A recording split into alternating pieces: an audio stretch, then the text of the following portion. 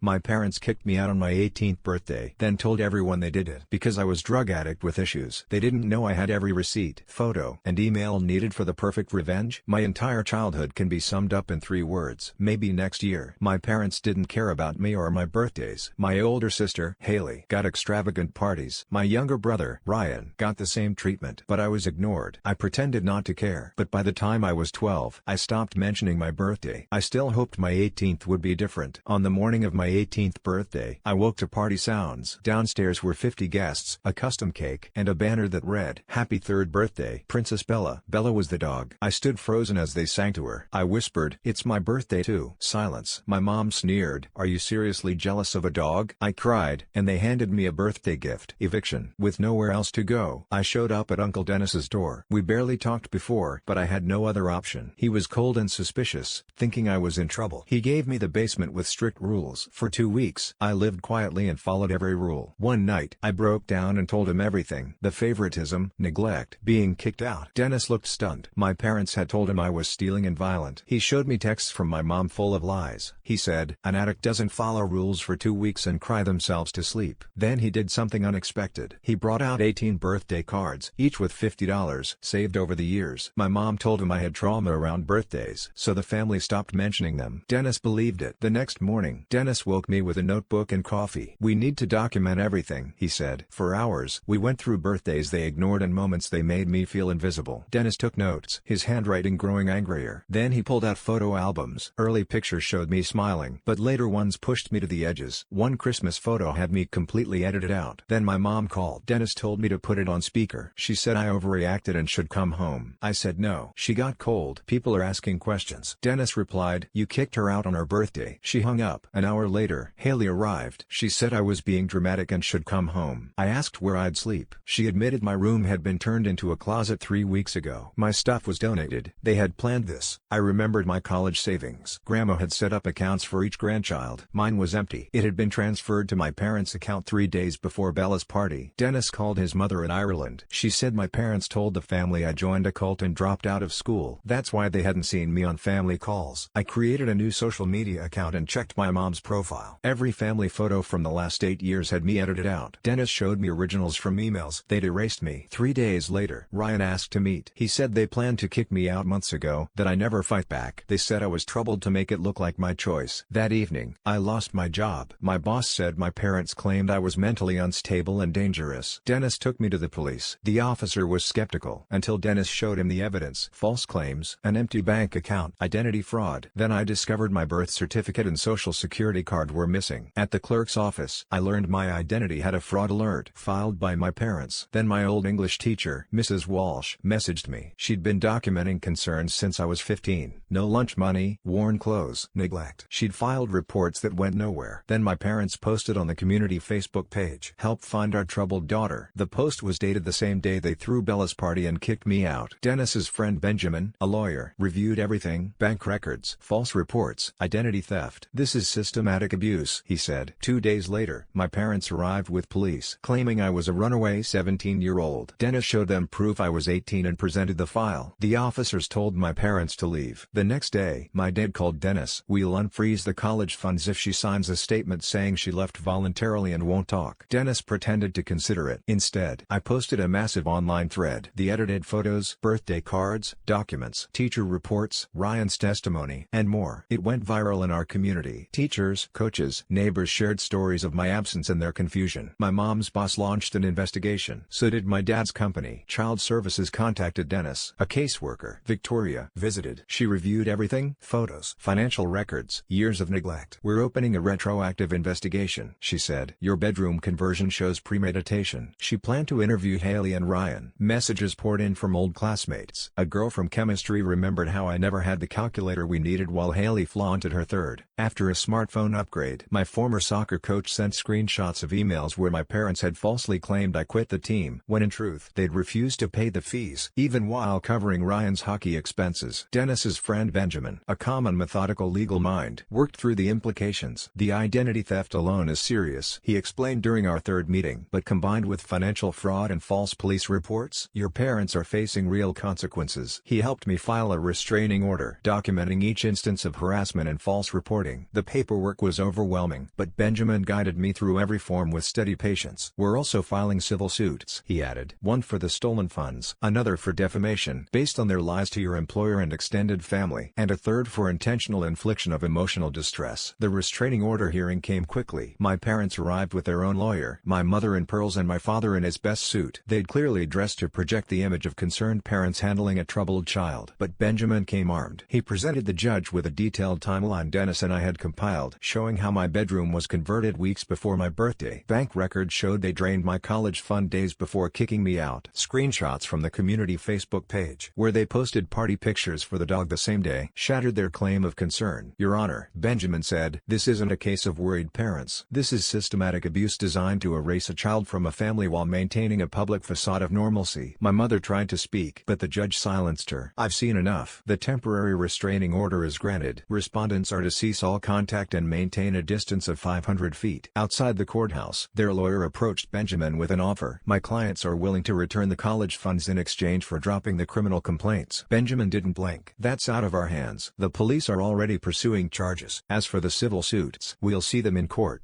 The community Facebook page turned into a battlefield. My mother tried to do damage control, blaming my behavior on mental illness and posting about how hard they'd tried to help me. But for every post, dozens of community members countered with screenshots and personal stories. Her carefully spun narrative unraveled within days. My father's employer placed him on administrative leave. Their HR department even called Dennis's house, asking for verification of the timeline. They were especially interested in his involvement in the identity theft, a clear violation of their ethical policies. A week later, Ryan texted again. He wanted to meet at Dennis's house. When he arrived, he looked exhausted, dark circles under his eyes. "It's getting bad," he said immediately. "They're turning on each other." Mom blames Dad for the fraud alerts. Dad says Mom pushed too hard with the fake reports. He pulled out his phone and showed me videos he'd secretly recorded, our parents screaming at each other in the kitchen. My mother, "The plan was supposed to be simple." My father, "You got greedy with the trust funds." In one video, my mother clearly says, "We should have just let her fade away like we planned. Making it dramatic was your idea."